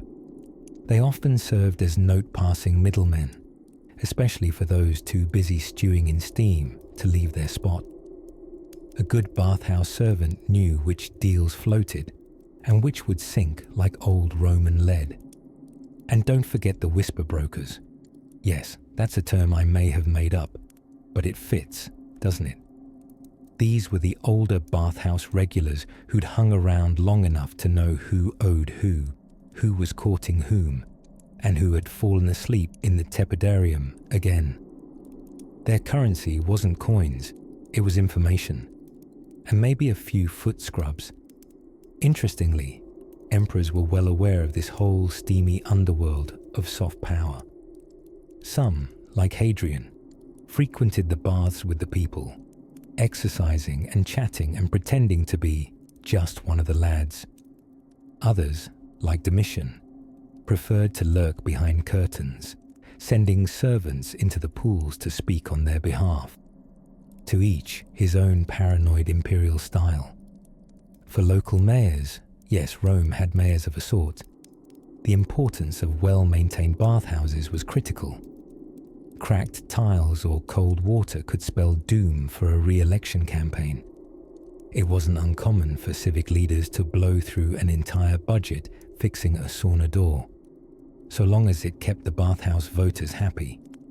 And of course, let's not overlook the artists and philosophers. While business people bartered and bureaucrats schemed, the creators sat in corners, composing verses on the condensation of glory or sketching ceiling mosaics with wet fingers just to see if anyone noticed. They often weren't paid much for their musings, but at least they were clean. Ah yes, the business of bathing, where a handshake could be sweaty, sincere, and slightly soapy. But don't worry, all wasn't work and no play. The Roman bathhouse was also full of, well, games. Not just the political kind, but ones involving dice, rackets, and suspiciously slippery floors. And wouldn't you know it, that playful side of the Roman bathhouses is exactly where we're heading next. So stretch out, take a slow breath through your nose, and get ready to step into Chapter 17. Soaps, sports, and splashy shenanigans. In the labyrinthine heart of every Roman bath complex, nestled quietly between the bubbling fervour of the coldarium and the bracing chill of the frigidarium, there rested a room so modest, so seemingly in between, that its true brilliance has often been overlooked. The tepidarium, my drowsy friend, the warm, humming embrace of the Roman spa experience. Now, before you let the word slide dreamily into your subconscious and drift off to sleep, tip iderium. Let's stretch our imagination like a toga left out in the sun. Picture soft steam curling upwards from polished marble, a warm fog cradling the room in gentle suspension. The temperature, not quite soup, not quite sauna, just the perfect human broth, where the pores of senators and sausage sellers alike could breathe a sigh of gratitude. The tepidarium was more than just a warm room. It was the glowing centre of Roman bathing life. Think of it as the social buffering zone. You didn't dive straight into scorching hot baths or leap headfirst into the icy shock of the cold plunge. No, that would be barbaric. The Romans, ever obsessed with moderation and self-regard, wisely slipped into wellness like a letter sliding under a villa door. The walls of the tepidarium, often covered in mosaic or polished stone, were not just decorative, they whispered. Literally. The smooth surfaces and rounded corners allowed quiet gossip to float from one end of the room to the other with uncanny ease. Eavesdropping was practically artisanal. Imagine balding merchants tracing the trade routes of Egypt on the fogged glass of a window, veteran centurions softly comparing scars over warm towels, and young lovers pretending not to notice one another. Again, a steam blurred the polite boundaries of personal space. The room held not just humidity, but human stories hovering in the air like perfume, or occasionally something less poetic, but thoroughly Roman. Here in the tepidarium, olive oil and strigils, the ancient body-scraping tools, sort of like spa spatulas, made their rounds. Attendants, capsari, if you're in the mood for real Latin, would help oil up the bathers, then scrape off the sweat, dirt, and regrets from the day. There's something satisfying about knowing that even a Roman senator couldn't wiggle out of a proper exfoliation. And the ceiling. Oh, the ceilings were vaulted like the inside of a seashell, designed by someone who charged an emperor by the column. Often magnified by murals or coffer patterns, they drew the eye upward, perhaps to distract from the awkward business of being publicly naked and moderately damp. The tepidarium, then, was not just a passage through warmth, but a container of presence. It was a waiting room, but there were no magazines, just moments. It was still, like a conversation you didn't have to finish. The warmth soaked into joints and joints into conversation. There was a hush to the space, a reverence just shy of a whisper. It's comforting to imagine that, in a marble room 2 millennia behind us, people sat wrapped in that woozy warmth, making eye contact over steaming shoulders, chuckling over market rumours, or quietly meditating between one scrape and the next. The tepidarium did not demand anything from you. It simply waited. A little warm, a little foggy, a little like the blanket you might be wrapped in now. There is something delightful in the notion that this experience, this steamy interlude of not quite anywhere, was replicated in bathhouses from Londinium to Leptis Magna, a shared cultural custom sauna, if you will. So now that we've warmed our metaphorical toes in the mellow embrace of the tepidarium, perhaps it's time we move onward, toward the cooler waters and bracing rituals to follow. In Chapter 18, we'll tiptoe, carefully, into the world of the Roman frigidarium, where the cold water awaits and ancient bathers tested their courage, dignity, and ability not to yelp. For now, stay warm. Let's drift now into the tender realm of Roman hygiene, a topic both strangely comforting and mildly puzzling. Imagine it, a city bustling with sandals, senators, and steaming stones, and yet everyone's ultimate daily goal involved scrubbing themselves with a sponge attached to a stick. That's right, the tessorium, the humble hero of Roman rear-end maintenance. So, settle in, shoulders low, breath soft, as we calmly explore just how important cleanliness was to the average Roman citizen. Spoiler alert, far more important than you might think, especially for a people notorious for conquering continents in togas. In a world without scented body wash or foaming face cleansers, the Romans had to get delightfully creative with cleanliness. Baths were grand, of course, literal architectural symphonies to soap and sweat.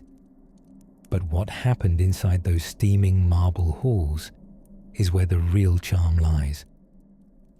Let's begin with their most curious hygienic tool, the aforementioned tessorium. This wasn't just any stick, it was, well, a stick with a sponge on it, kept in communal facilities, shared, washed allegedly, and used precisely as you're now unfortunately imagining. Posh Roman latrines were long stone benches with evenly spaced keyhole-shaped openings, usually without any sort of partition. Why have walls when you've got philosophy to discuss? Romans didn't consider the lavatory a private affair. You might plot a rebellion, whisper scandal, and clean your bottom all in the same sitting, surrounded by fellow enthusiasts doing the exact same thing. Quite the setting for first-century social networking. Now, don't let this ancient sponge business make you queasy in your cozy bed. It was genuinely believed by many Romans that washing often, particularly in public, was a mark of civility and even superiority. The cleaner you were, the more refined you appeared. Hygiene wasn't merely important for health or comfort. Oh no, it was a powerful expression of Romanness. And while we moderns enjoy foaming bath gels and cucumber-scented everything, Romans bathed with a far earthier approach: olive oil. In the absence of soap, they would slather their bodies with this golden liquid, sometimes infused with herbs or floral essence, and then proceed to scrape it off with a curved metal tool known as a strigil. Like being basted and then gently shaved, but without any roast turkey connotations. Picture it: the warm air of the caldarium, steam wrapping around marble columns, laughter echoing through mosaic chambers. There you are, reclining on a heated bench, while a friendly attendant rubs in oil with rhythmic expertise. After a thorough slathering, they bring out the strigil, carefully scraping off oil, sweat, and the occasional poetic regret. Hygiene, you see, was not only routine, but a deeply personal spa performance. Now, we'd be remiss not to mention the grooming economy, lurking behind all this cleanliness. For every polished patrician gleaming with olive sheen, there was a small army of service providers: oil sellers, strigil polishers, even professional armpit pluckers, known quite poetically as pilari. Oh yes, if you ever thought your job was weird, imagine being the guy responsible for keeping Cicero's underarms hair-free. Despite their obsession with cleanliness, or perhaps because of it, Romans also had some curious superstitions surrounding hygiene.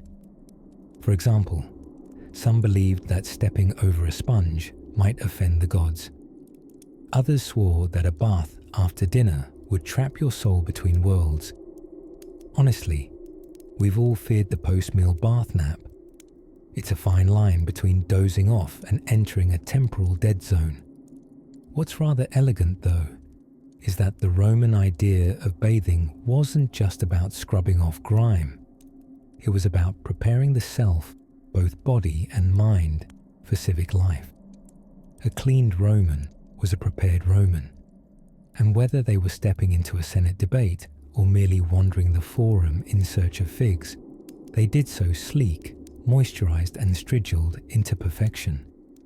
And as we softly close this chapter, perhaps you too feel gently buffed by the knowledge that ancient humans took such pride in the art of daily grooming, even if they did share sponges. Next, we'll slip into a slightly steamier chamber. Chapter 19, where warmth of body turns to warmth of friendship, and the baths become the very heartbeat of Roman social life. At first glance, a visit to the Roman baths might have looked like a leisurely escape from the dusty chaos of ancient streets, a place to soak, gossip, and avoid one's in-laws under the steamy veil of the caldarium. But as we sink deeper into the warm waters of Roman hygiene culture, we must come face to face with one important fact: there was no soap. Yes, no cozy bar of lavender-scented lather, no frothy suds or rose-infused body wash. Instead, ancient Romans relied on a somewhat unexpected method of cleaning themselves. It involved oil, copious amounts of oil, and a tool that looked suspiciously like something you'd use to butter toast. Enter the strigil. Now, let's set the scene. You've just emerged from a vigorous round of exercise in the palestra, the bath complex's outdoor gymnasium. You're glistening with sweat, proudly covered in the dust of athleticism. You stroll into the apoditerium, the changing room, where slaves or helpful bath attendants hand you not a fresh towel, but a little clay flask and a curved metal implement. The clay flask contains olive oil, not the fancy kind you drizzle over heirloom tomatoes, mind you, but good enough to pour onto your limbs with generous, slathering abandon. Once you've oiled up like a well-marinated chicken, your friendly bath companion will take the strigil, often bronze, sometimes ivory if you are posh, and begin the methodical process of scraping the oil, dirt, and dead skin off your body. Imagine someone peeling a carrot. Now imagine you are the carrot, Yes, it was exfoliating. Yes, perhaps it was even relaxing, if you were among those who enjoyed being flayed with affection. For the Romans, this was an essential part of cleanliness and even pleasure. The scraping motion wasn't just hygienic, it was social. People chatted as they exfoliated.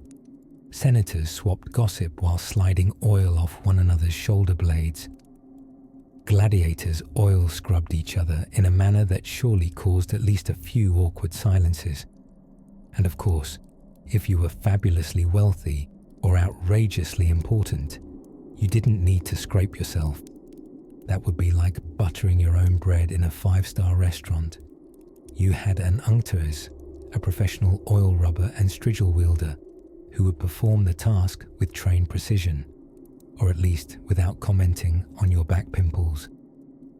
Many strigils have been found by archaeologists, some delicately engraved, others inscribed with owners' names, and often discovered in bathhouse ruins, tantalizing remnants of ancient spa days long forgotten. Surprisingly, these tools were rarely cleaned between uses, which raises the question, did Romans mind a little someone else's elbow oil on their thighs, or was communal oil filtration just another Thursday? There's also some evidence that the oily goop collected from strigil scrapings, think a mixture of dirt, sweat, oil, and skin flakes, was considered valuable for medicinal purposes. Yes, really. Roman doctors were occasionally known to save the greyish gloop in tiny pots, prescribing it as a treatment for various skin conditions. It was marketed as gladiator residue. People believed that the essence of a warrior, the sweat of bravery, the muscle oil of victory, could be absorbed through application. Imagine rubbing LeBron James's post-game headband on your knees and calling it healthcare. It is hard not to admire the sheer creativity of ancient wellness practices. Eventually, once a person had been sufficiently scraped, they might rinse in the tepidarium, the warm pool, or take a plunge into the frigidarium, the cold bath, shrieking only inwardly in order to maintain Roman dignity. But that little moment with the strigil, that scraping away of worldly grime, was an essential prelude to a day of true relaxation. Nowadays, we find our spa treatments wrapped in cucumber slices and whale sound playlists. The Romans, ever the pragmatists, preferred elbow grease and public nudity. And so, as the oil drips once more into the archaeological record, we are left with an odd, yet oddly endearing snapshot of Roman self-care. Because nothing says treat yourself quite like being scraped by a stranger while talking politics with Claudius from down the street. In our next chapter, we'll float over to one of the most overlooked benefits of the Roman baths, unexpected education, and how steamy corridors became classrooms of sorts. You might just learn that the bathhouse was good for far more than just cleaning between the toes. As the late afternoon sun spilled golden light over the curved roofs of Rome, crowds drifted toward the Thermae like bees to nectar. But don't be fooled. It wasn't just hot water and hushed gossip bringing people in. Oh no. Roman baths weren't only about taking a dip. They were a multi-stage, full-body pampering experience that would have made any modern spa blush in humble awe. Before Romans entered the bath itself, many indulged in a sort of ancient pre-game, the unctuous ritual of the pre-bath rub-down. This was performed by a trusted attendant known as the capsarius, a mix between a personal trainer, valet, and slightly judgmental shoulder patter. For a small fee, your capsarius would oil you up with olive oil, stretch your limbs a bit, and prepare your skin for a good scrub. Think of it like a warm-up for your pores, and perhaps a mild ego check. Now, this oiling wasn't exactly subtle. Roman men would be glistening before they even reached the steam room, because olive oil wasn't merely a cooking staple. It was skincare's ancient weapon of choice. Creams and lotions? Psh, for amateurs. Romans slathered themselves head to toe. Not only did it help the later scraping process, more on that in a moment, but it also gave the impression of wealth and, how shall we say, glowy superiority. Once properly oiled, bathers moved on to the palaestra, the open-air exercise yard. Here, half-nude aristocrats and plebs alike strained and grunted as they tossed balls, boxed, wrestled, or flexed attractively in the direction of passing acquaintances. One popular activity was trigon, something between a game of hacky sack and high drama, played with 3 people flinging a ball around with the dexterity of caffeinated jugglers. The goal: impress, entertain, possibly pull a muscle. After that sweaty exertion, it was on to the skincare portion of the program. And this, dear listener, is where the strigil comes in. Oh yes, the strigil, a curved metal scraper that might look more at home in a toolbox than a grooming kit. Yet in Roman public baths, it was cherished like a favourite comb. The bather would return to the farm apoditerium, or locker area, summon their capsarius, and have the accumulated sweat, dirt, and oil lovingly scraped off their skin with this cold, gleaming instrument. If done right, it was both invigorating and vaguely uncomfortable. The Roman version of exfoliation with a side of humility. Some Romans were particular about their scrapers, bronze or iron, plain or decorated. Golden strigils were a thing, though probably more for show than function. After all, nothing says I've arrived like a precious metal sweat scraper. The oil mixed with dirt and grime, known as smegma, yes, that's the original term, was often collected in little basins. Occasionally, it was sold as an exotic medicine or cosmetic. Yes, you heard that right. Wealthy Roman ladies might dab on a touch of post-athlete smegma, under the impression it would banish wrinkles or perhaps make them smell like glory. Today, we call this nonsense. In ancient Rome, a pleasant Tuesday. Once de-strigiled, the bather finally moved into the thermal sequence. Warm room, hot room, plunge bath.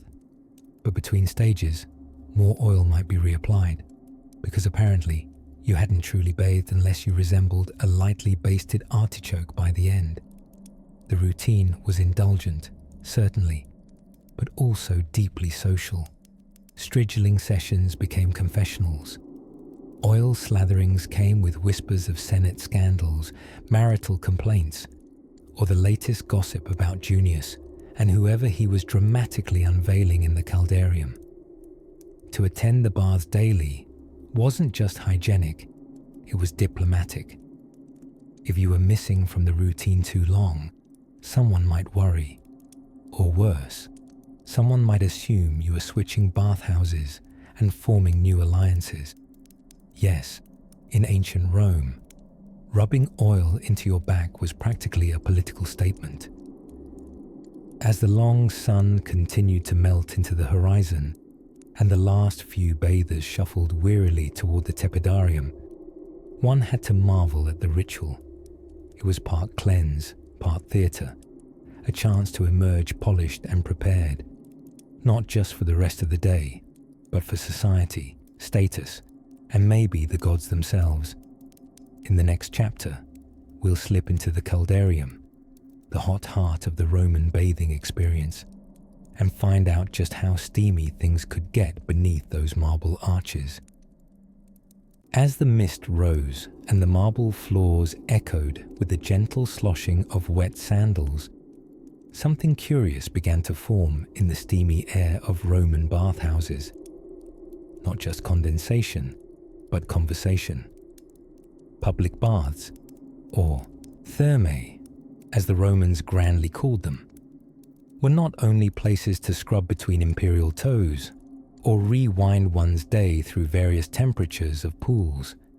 No, they were also the espresso bars, town squares, and, dare we say, the social media feeds of ancient Rome, all rolled into one luxuriously humid package.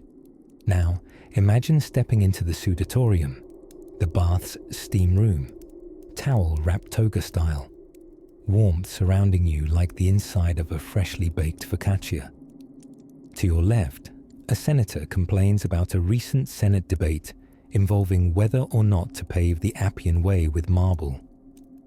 To your right, a baker gripes about flour taxes, midway through your own sentence, probably involving the questionable reliability of your new barber. An elderly matron from across the room chimes in about a recent omen seen in the entrails of a chicken.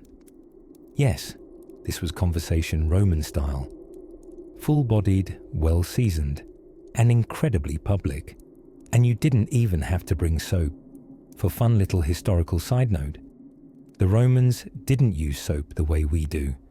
Instead, they relied on strigils, curved metal scrapers, which, while sounding a bit medieval, were surprisingly effective. First, they'd rub olive oil over the skin, luxurious and probably fragrant, depending on your budget. And then they'd scrape it all off, taking with it dirt, sweat, and perhaps the remains of that dubious street food you ate the night before. While this might sound like a salad dressing accident gone awry, it was actually rather sophisticated. It also explains the shimmering olive sheen many bathgoers had while discussing politics, poetry, or the latest gladiator soap opera. But back to the social side. It's hard to overstate what a melting pot, or more accurately, a bubbling pot, these baths were. Patrons of all statuses, admittedly not always together. Some elite baths had VIP hours because of course they did. Mingled in the warm, mineral-scented waters and shared news ranging from the price of Egyptian linen to that scandal involving the general's wife and a rather agile charioteer. Men conducted business. Artists professed ideas. Philosophers posed rhetorical questions designed to sound deep but mostly confused everyone around them. And children, racing between colonnades, likely contributed their fair share of shrieking and splashing. Some things are timeless. Women also had their own bathing spaces and times, of course. Roman society was many things, but gender integrated in cleanliness was rarely one of them. Yet within their own steaming havens, Roman women shared their own news cycles, family plots, fashion frustrations, and which hair dye merchant was currently selling counterfeit henna. Even emperors rolled through these halls, sometimes shrouded in mystery, sometimes not shrouded at all, depending on their flair for theatrical nudity. One could be relaxing beside a local merchant, only to realize, oh look, that's Hadrian over there, philosophizing while a servant exfoliates his forearm. Yes, in these forums of marble and moisture, the ancient world exhaled, literally and figuratively. And as water bubbled and gossip simmered, something very Roman took place, the blending of public and private life. Without a smartphone in sight, sure, your toga might be damp, your sandals slippery, and there's a good chance someone just dropped their strigil with a resonant clatter. But this was community in its purest form. Naked honesty, moist debate, and the occasional olive oil-induced slip. And when Romans had soaked and socialized enough, they'd end their visit with a brisk rub-down by slaves or attendants, probably chuckling at some senatorial mispronunciation back in the tepidarium. As they wrapped their tunics back around sun-browned shoulders, they'd step out into the Roman sunlight reinvigorated, spiritually cleansed, physically exfoliated, and possibly more politically informed than when they'd entered.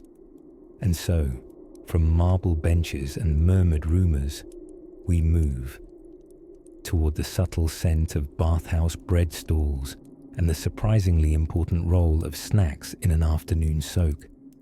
Because let's be honest, no amount of olive oil can compete with the smell of fresh honey cake. Onward to chapter 22, where we'll find out what Romans like to eat between their skin steaming sessions. Somewhere between a tepidarium's warm embrace and a coldarium's comforting scorch, the Romans discovered a curious and rather timeless truth. People love to talk when their clothes are off and there's steam in the air. Welcome to the whispery heart of the Roman public bath.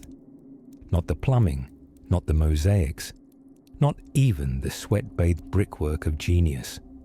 No, we are stepping quietly into one of the most vital traditions these bustling bathhouses nurtured: the sharing of thoughts, rumours, ramblings and poorly constructed poetry while very nearly naked. You see, the baths weren't just for cleansing the body. They were something like the ancient world's social media feed, if social media were extremely damp, semi-nude, and occasionally interrupted by a strigil-wielding attendant scraping olive oil off your shins. The Romans called it otium, leisure, but the meaningful kind. Not the aimless scroll through your grapevines kind of wasting time, but purposeful idleness. And in the baths, this otium came heavily marinated in philosophical musings, idle boasting, juicy political gossip, and the occasional heated debate about whether Cicero was truly all that clever. Spoiler, he absolutely thought he was. Imagine it.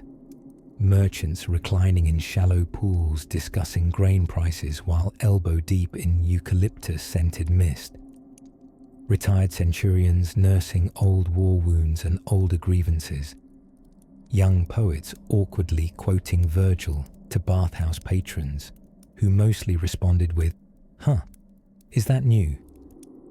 And hovering in the warm fog were the philosophers, those lovable toga-wrapped buzzkills who said profound things like, "One must wash not only the body, but also the soul."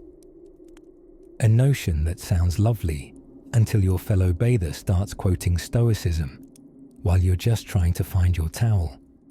Seneca himself commented more than once about the baths, lamenting the noise, the splashings, the grunts, the enthusiastic, huge cries of bathers receiving a particularly spirited massage.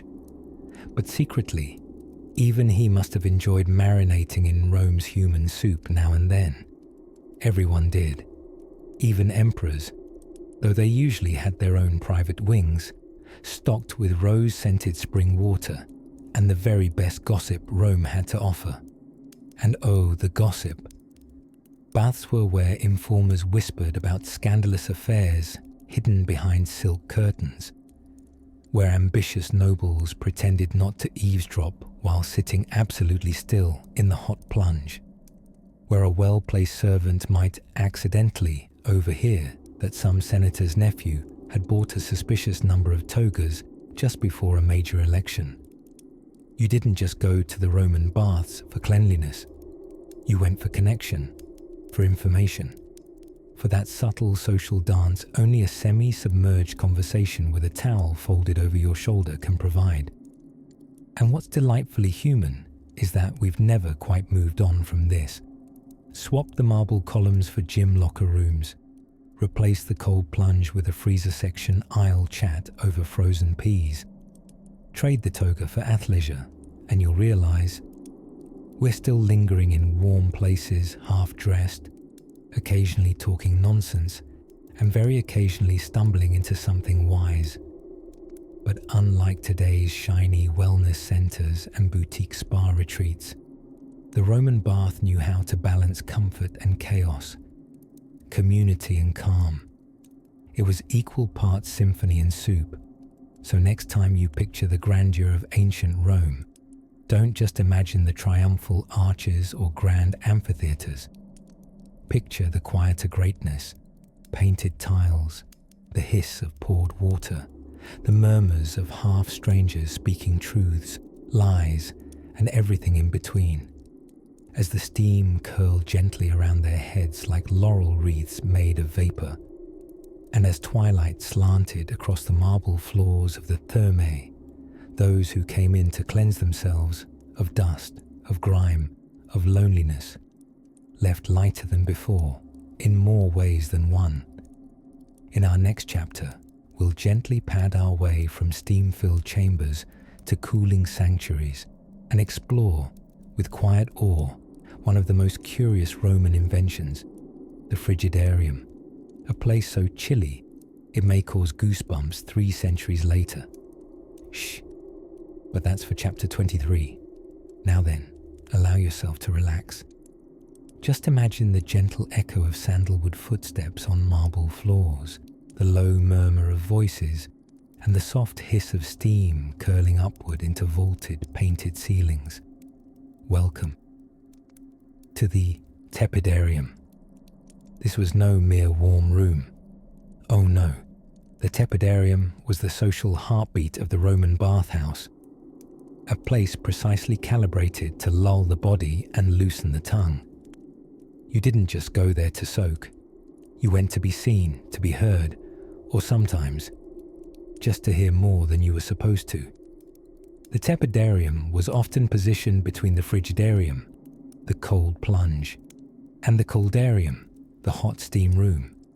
Think of it as a cozy middle ground, like the Goldilocks of hydrological engineering. Not too hot, not too cold, just warm enough to make you sigh and lean back against the stone, wrapped in your thoughts, and whatever drama was unfolding between your neighbor and his freedman. Now, let's be clear. Romans didn't invent gossip, but they did professionalize it. Inside the warmth of the tepidarium, freed from the stiff linen of public life and swaddled in towels, senators, merchants, soldiers, and ex-gladiators all became equal players in the art of whispered speculation. Who had just bought a 3rd villa near the coast? Whose youngest daughter mysteriously disappeared from the engagement registry? And which general had returned from Gaul with less hair and more enemies? Of course, this gossip wasn't merely idle. No, far from it. Information was currency in the Roman Empire, and the tepidarium was the exchange where it flowed, hot and liquid as the air itself. One curious thing about this room, it was generally dry. Unlike its steamy sibling, the caldarium, the tepidarium was kept warm through radiant heat. Underneath those marble floors, enslaved laborers stoked the hypocaust, a sprawling network of furnaces and clay ducts. Heat rose up through cleverly designed bricks and warmed the walls and benches. The result? A toasty hug of architectural brilliance. It's like sitting in a sun-warmed room, minus the UV rays and existential dread. And the decor? A tepidarium worth its salt. And remember, Romans were obsessed with salt, both culinary and metaphorical, was often sumptuously adorned. Frescoes of nymphs and river gods danced across the ceilings, while mosaics underfoot warned of slippery tiles in Latin puns. Picture a tile floor that reads, "Cav canem pede medido." Beware the wet foot. Hilarious stuff at the time, still kind of cute now. Now, you may be wondering, were rules enforced in the tepidarium? Decorum, yes, but rules, loosely. There's evidence to suggest this room was gendered differently depending on the time, the province, and the emperor's mood. In some baths, men and women used the tepidarium at separate hours. In others, walls were built or curtains drawn. Still, in the most luxurious bathhouses of Rome, social mingling was as layered and steamy as the city's own fog.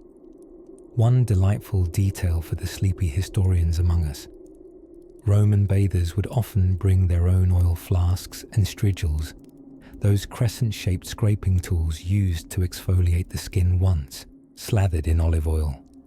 Why? because soap was not the Roman way, naturally. Instead, after soaking in warm air and conversation, you'd scrub down with olive oil and a dull blade, leaving your sins and your synapses thoroughly scrubbed. Imagine lying back, wrapped in warmth, the scent of cedar mixed with peppery body oil wafting in the air, and around you, a steady patter of voices, some discussing policy, others debating horoscopes, all blending into a soothing murmur. And in this murmur, the empire breathed. The tepidarium became a living diary of Roman life, one breath at a time. Politics whispered in sandals, friendships forged over footstools, and strategic alliances steamed gently into existence right there on the warm stones. Now, what happened after the tepidarium? Well, things got hotter. Not just temperature-wise, though yes, significantly more perspiration was involved, but socially, things also took a turn.